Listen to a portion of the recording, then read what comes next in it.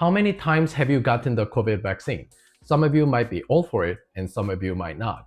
But after the pandemic, one thing's clear. There have been quite a number of unexpected deaths, especially among young people. At least I can say this for sure for Koreans in Korea. And yes, it's true, even doctors cannot always share their honest opinions about the COVID vaccine. That's exactly why I'm bringing this hearing to you today. Obviously, we still don't know 100% what the truth is, but this is something that you really need to watch. Data are autopsies. So in the largest autopsy series published to date, I know because I'm the senior author.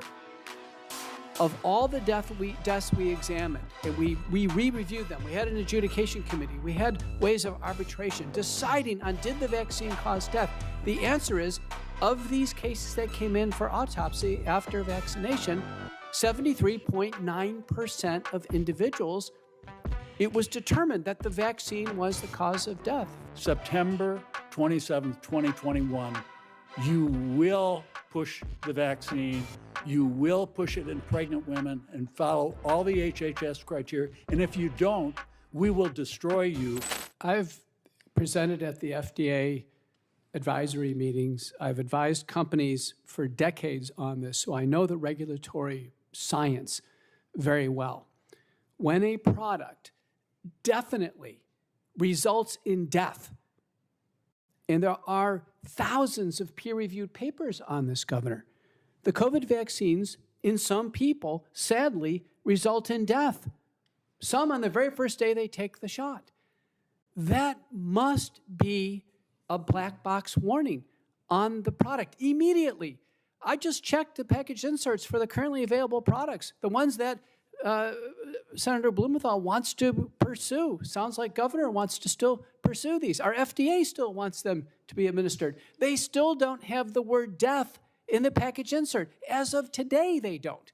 And so Americans are not fairly informed. Do you have any doubt in your mind that the COVID injection caused some deaths? I mean, what do you think of the, 38,607 right now listed on VAERS?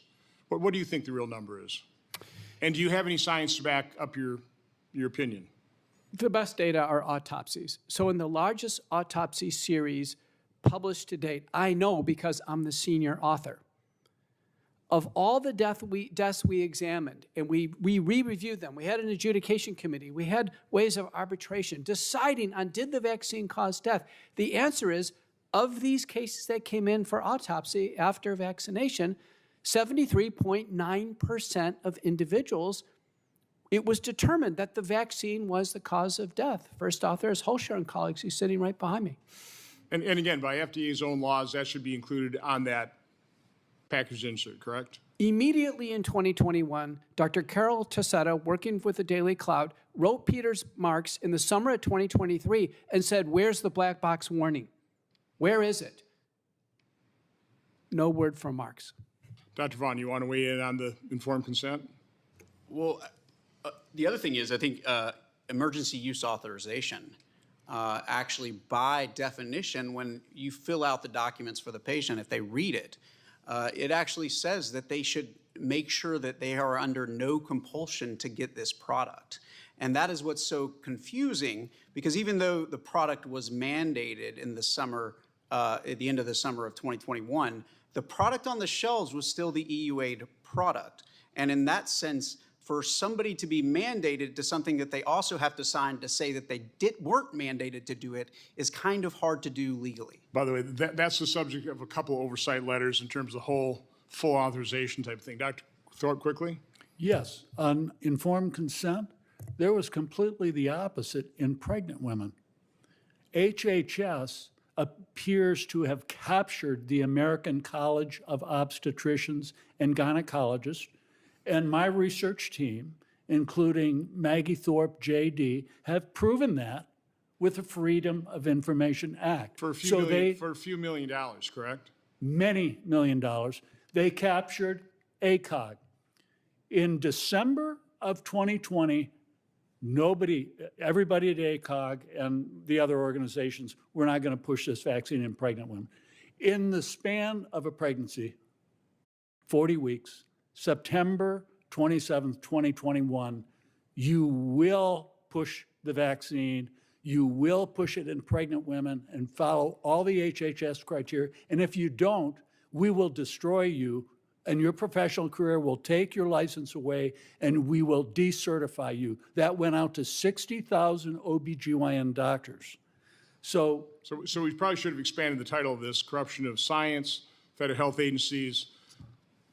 You know, what would you call those? Professional organizations? These are the three organizations that essentially govern obstetrical care, not just in the United States of America, but the whole world. By the way, I wanted to ask you, to what extent are the medical journals funded by various conflicting organizations, pharmaceutical companies? I've heard Chinese interests. I mean, are you aware of that? You were talking about the article written by the editors of the New England Journal of Medicine. Yes, I'm aware of the study by Wen and colleagues, David Daniel Wen, that was just published October 10th of 2024, documenting that 1.06 billion with a B dollars went to the reviewers of the medical journals, of probably the most influential medical journals: New England Journal of Medicine, Lancet, BMJ. And that's coming out of the pharmaceutical industry. That's correct. So, Dr. Walscott, as a vaccine injured, do you believe you received informed consent? Absolutely not. Absolutely not. I mean, informed consent, and I, as a physician, I believe strongly in informed consent. Informed consent requires true and transparent data. And we can sit here and hear the mantra or the typical narrative of safe, effective, saved millions of lives, but in reality, that's not true. Something to think about, huh? I know I haven't been uploading videos lately and I've been so busy that it's been really hard to make them. But don't worry, uploads will be back to normal very soon. And remember, health is wealth, so invest in yourself. This is Dr. Sean, making health easy for you. See you next time.